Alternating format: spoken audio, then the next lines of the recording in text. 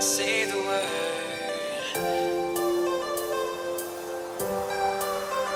Say the word. Goodbye.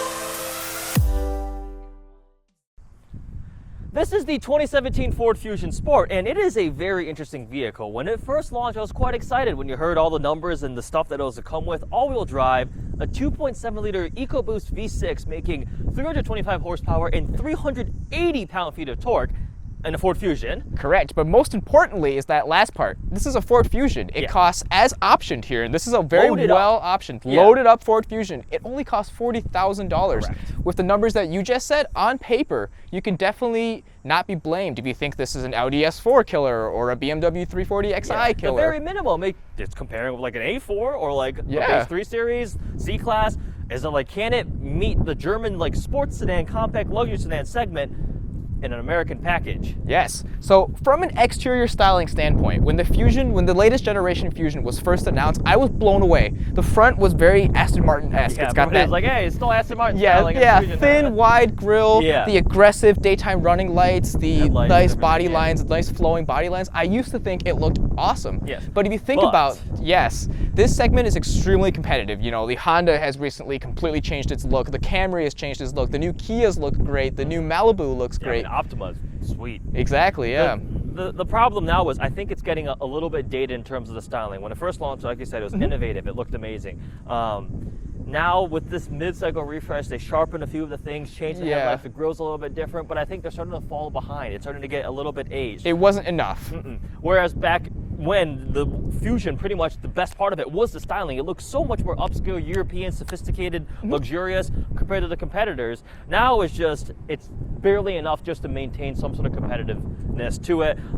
The Sport does have some nice little touches, like the gunmetal gray wheels that are upgraded. You get the grill, blacked out grill, and a little spoiler out back, but I don't quite think it is as segment defining as it was when it first launched. I think Ford realizes that though. I think that's probably one of the reasons why they made the Sport, to kind of give the Ford Fusion current generation one last spark of life. One more before they do the refresh to really catch up with the current marketplace. Yep.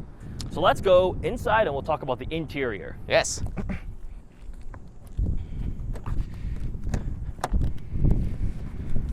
From an interior standpoint, the Ford Fusion Sport checks a lot of boxes. Like, it has a whole bunch of luxury features that you really wouldn't see in a Ford at this price point, even 5 years ago. Yeah. It's got heated and cooled seats, it's got Android Auto, Apple CarPlay. Sync 3 finally doesn't suck completely. Yes. It's got a strong view camera. It's a whole bunch of features that definitely make this car very comfortable to be in and well equipped, I would say. I mean, the tech features, like, it just has surround view camera. It also has the automatic park assist, which is pretty good and too. the rear cross traffic alert, which I definitely appreciate. Safety and tech features. It's a very, very modern car. The powertrain is good. It's strong. It makes, I mean, 380 pound-feet of torque is a significant amount. I think that's... You feel it. When you floor this thing, it is fast. There's no doubt about that. But from all other perspectives, it does have, so a big thing Ford touted was CCD, continuously controlled damping. Yes. And it's borrowed from Lincoln's, actually. Yep, and it has that trick pothole avoidance thing. The pothole avoidance is cool, and it feels that it pulls the rear wheel up, so it eliminates that, helps the ride, and helps quell body motions.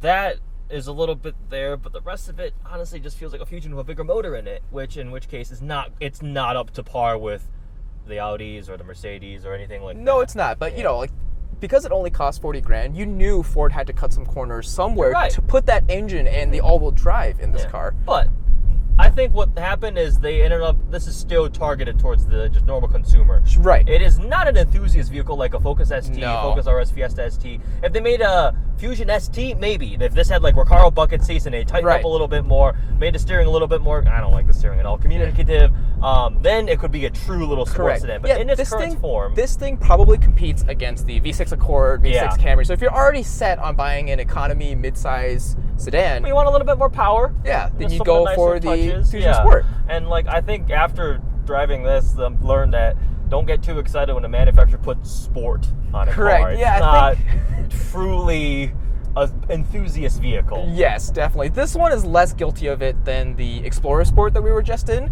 Yeah, I remember when this car was first announced, I think it was Jalopnik or something, wrote an article called like an Audi S4 on a budget or something along those lines. Audi Slayer or something like the Audi that, S4 Slayer for 40 grand or something. And in a lot of aspects, it checks a lot of those boxes, right? It has all-wheel drive. It has more torque than even the current gen S4. Yes. It's got a V6. I mean, the sound doesn't sound very good at all. The transmission is not good at all. And like you said, it's not nearly as refined. Yes. But I think this car is actually more practical than the S4. It's a bigger car. It's I a know bigger car. from personal experience. I parked my S4 next to my dad's normal Fusion SE, Yeah. and I'm like, whoa, it's a lot longer. In the garage, it's like Yeah, way bigger. and it's got way more storage spaces. Yeah. Like this center console is like this deep. It's pretty nice. It rides very nicely. It's comfortable. It's spacious for a midsize sedan. It has the tech features you want: Android Auto, CarPlay, nice appointments. I don't know if I'd spec it exactly this way on this specific car. Still a good-looking vehicle. I think it's perfect for the customer who needs a vehicle of this size and they want a little bit of fun, a little bit more fun, but they don't want to pay either the extra money or deal with the compromises of a true sports vehicle. Yeah.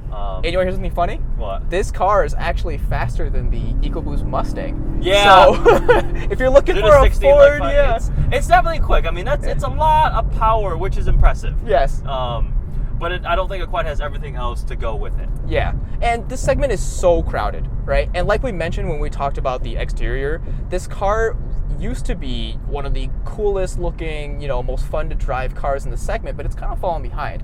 The other competitors, the Kia Optima, Honda Accord, Toyota Camry, Chevy Malibu, those have all been recently updated. So they match the Ford or exceed the Ford in all the tech, and they have less horsepower, obviously. This car kind of stands alone in terms of horsepower in this segment. I don't know if it's a direct comparison, the Kia Stinger GT. That's what I want to try out. I think that... But that car doesn't have all-wheel drive.